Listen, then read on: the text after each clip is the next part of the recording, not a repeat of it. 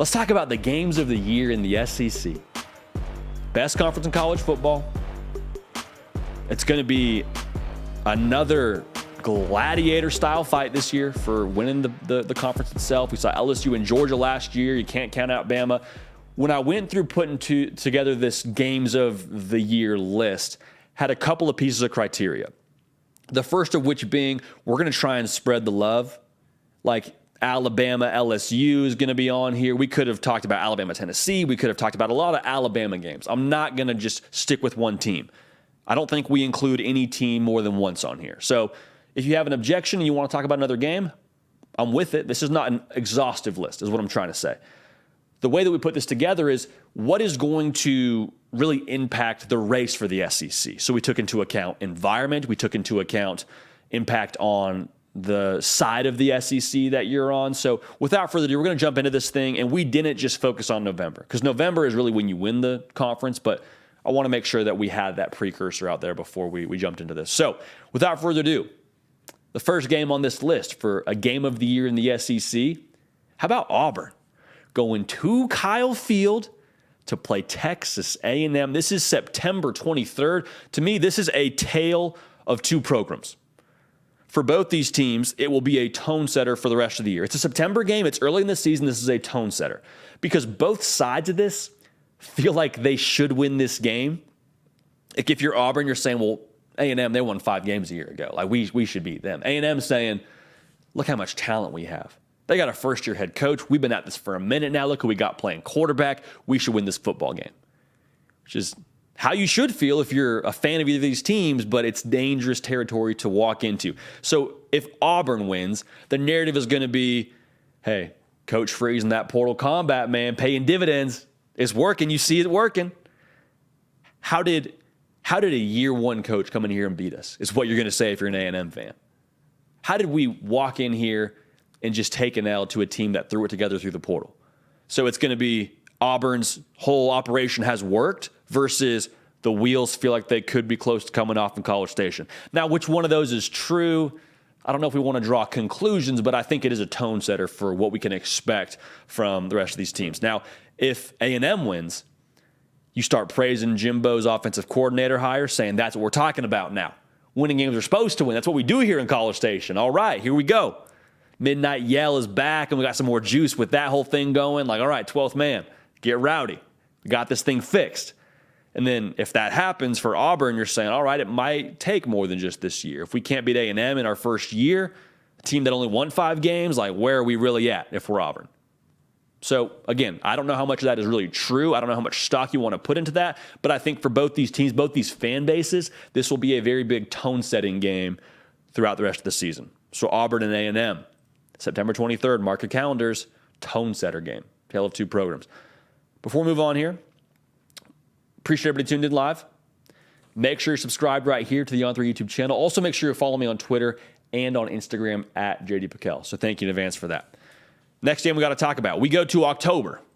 So just a game in September a second ago, going to October now. Arkansas going to Oxford, Mississippi to go play Lane Kiffin and Ole Miss. To me, this will be a last stand by both these teams to stay in the race for the SEC West. Because Ole Miss, they will have already played Alabama, have already played LSU. You want to assume worst case scenario if Ole Miss drops both those games, and then they got to play a team like Arkansas at their house, like Arkansas comes to town.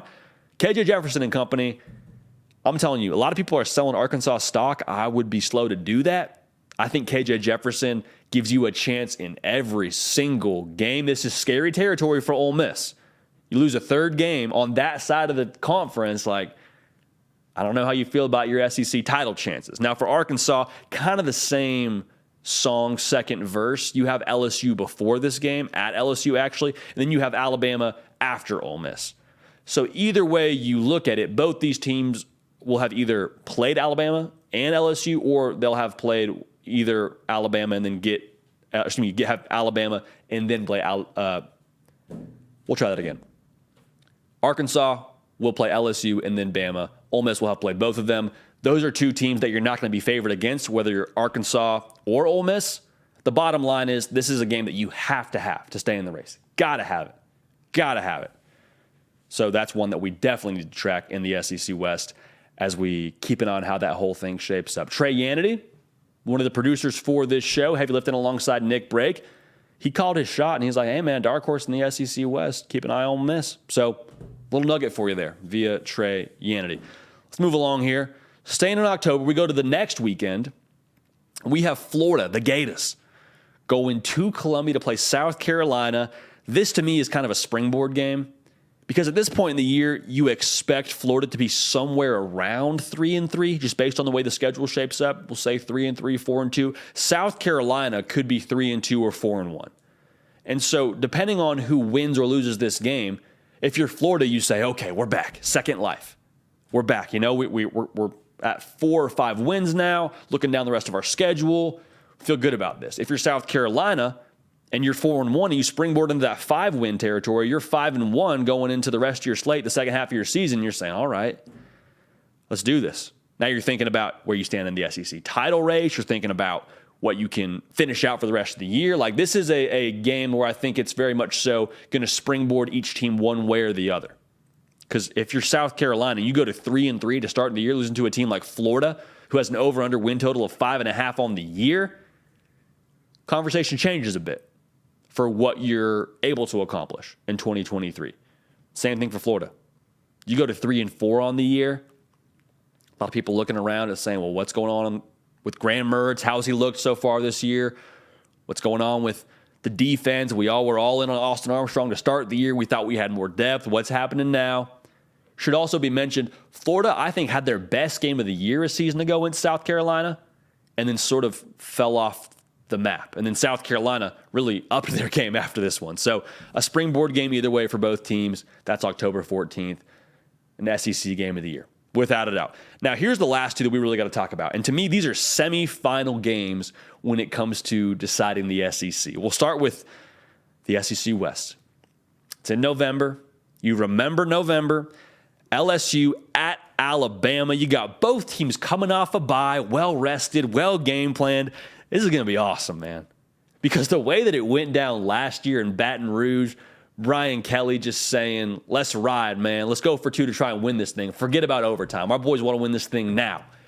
And beating Nick Saban his first year there and saying, yeah, I like playing in the SEC. I like beating Nick Saban a little bit later. I'm paraphrasing there, but he said that at some point during this offseason. Like, this game is always circled, regardless of where it's being played, when it's being played. This will be to decide the SEC West, in my mind.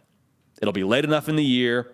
It'll be a game where Alabama is really put to the test, where we find out exactly what they're made of playing a team like LSU at this point in the year. Like, so many questions before we even get to that game. Like, who's playing quarterback for Bama? How does Jaden Daniels look? Is Harold Perkins making the noise we think he's going to make? There's so many questions, but regardless of how you slice it, LSU, Bama, always one you got to circle.